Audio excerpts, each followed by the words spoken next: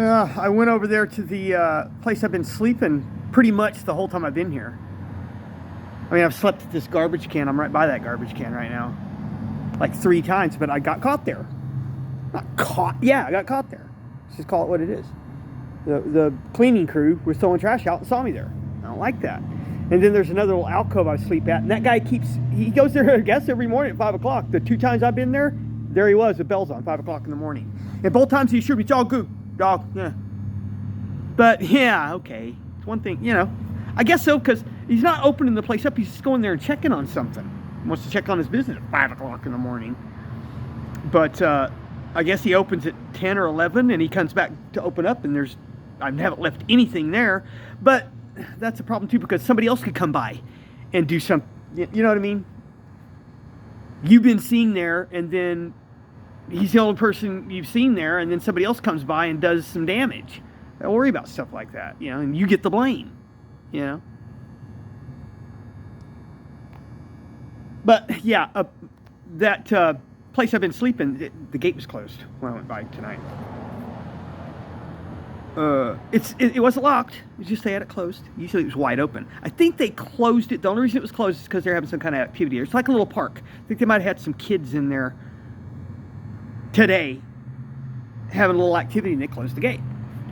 And they didn't have to open. They kept it closed because they just went in through the door and they went out through the front door. They entered the building, exited the park. It's like a little park area through the building, and that I might just be worried about nothing. But I'm kind of breaking my hard and fast rule of using a spot with an overhang when it's not raining. But I was doing the same thing at my overhang there in Little Rock too. It wasn't raining. I was sleeping there every night, but I was getting away with it. There's something to be said for not being interfered with or woke up or I haven't had a problem there yet. Been kind of waking up late though. The sun's already up every morning. Getting kind of lazy because I just getting too comfortable. I'm overstaying my welcome. This town's only 30,000. It's got the atmosphere of a town a quarter that size. Put it that way. Feels like something that's about 5,000. And I'm overstaying my welcome. I need to think about making a move. I want to stick around for this memorial service because I care about this lady whose sister died, and her sister treated me kind of nice too. I only met her twice. Not maybe like 3 times. Thanksgiving and Christmas. I think some other dinner. She invited me and my mom over, and they were there. Her sister was there all 3 times, and she was very friendly. And I remember I appreciated it, because I'm a bum, and they all know it. But at the same time, I got to think about getting the heck out of here. I'm thinking, you know what? I keep waiting around for this perfect weather. And it's like, dude, because I'm getting kind of spoiled. I haven't been doing a whole lot. Just be honest, I haven't been doing a lot of bike trips. Nobody does a lot of bike trips. But I've done a few. 2001, I went from Chicago to Sioux Falls.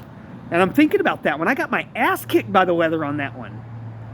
Every other day, I'd come into a town and it'd be, okay, I could just sleep anywhere I wanted. And then I'd go to the next town. It was going to pound down rain that night. And I had to find a place to get out of the rain. And then one town I was in, it was just like, I was there for like 5 days because it was like raining almost every night. Or every day. I was scared to get out of there because it was like heavy thunderstorms. I mean, bad Iowa. Bad thunderstorms. And then Minnesota, southern Minnesota. Oh, God, it sucked. And then I finally got a motel room, the town just before Sioux Falls in Minnesota. And I stayed there for like 3 days. It was cheap. It was like $50 a night. And it pounded down rain every night. But I had money. Yeah, I had money. See, that's another thing. I had money. If I'd needed to, if I'd said, man, I can't find a place to sleep and it's going to rain tonight, I'd just gone to a motel room. Or tried to go to a motel room to see if they'd rent me one. I was just not going, just trying to save money, Could have gone to a motel room every night. Now, that's another thing. This is a little bit different. I did another, the last one before that was in 2000. I went from Tucson all the way to Dallas during the height of the COVID lockdowns when they first started. Yeah, it was spooky, man. I had the whole country to myself just about. Couldn't go inside anywhere either.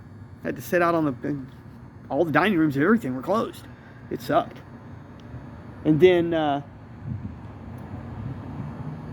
rode back to,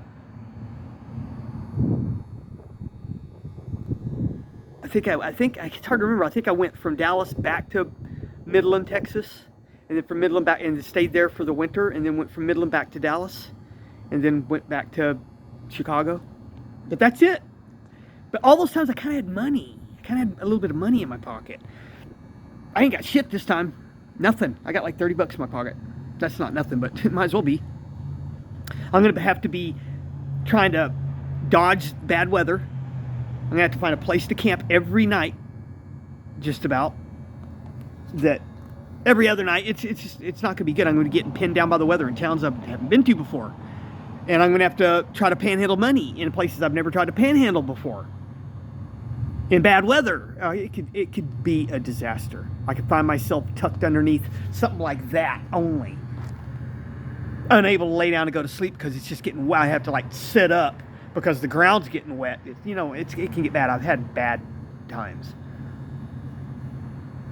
And barely making it, I'd sit there 5-6 hours to make 10 bucks and the cops come by and give me a dire warning about, see you here again, you're going to jail. It can be bad. And sometimes it's a dire warning before you make any money. Now you're in trouble. Now you got to go sit in front of some store hoping the cops don't show up or the people inside don't see you and actually beg people as they're going by, excuse me, sir, could you spare a little change? That sucks, man. Really sucks. It's kind of aggressive panhandling. I'm not approaching people. I've had to do it before.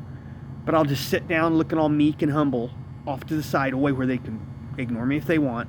Just a little squeak, mouse squeak. Excuse me. Spare a little change? I got a bad feeling. That's what it's going to come down to, is a few times. Stuff like that. It's a definite possibility, and it's got me intimidated, all right? I guess it'd make the videos pretty good. I'm going to have to do it, though. There ain't going to be no Amtrak out here this year. Because I'm just going to be perfectly honest with you. If I had the money for Amtrak, I'd get on that damn thing. Screw you guys and trying to make new content. A bike trip later for that. But it doesn't seem like it's going to be later for that. I'm going to have to bite the bullet, and it's not going to be fun, man. I'm just going to be honest. These bike trips are sometimes they're ordeals. I mean, what J.R.R. Tolkien said about them. You get wet, you get hungry, you get uncomfortable. And they're not fun when they're happening.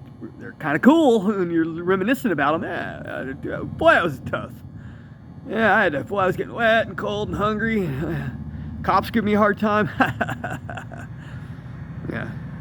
Laugh it up when it's happening, though.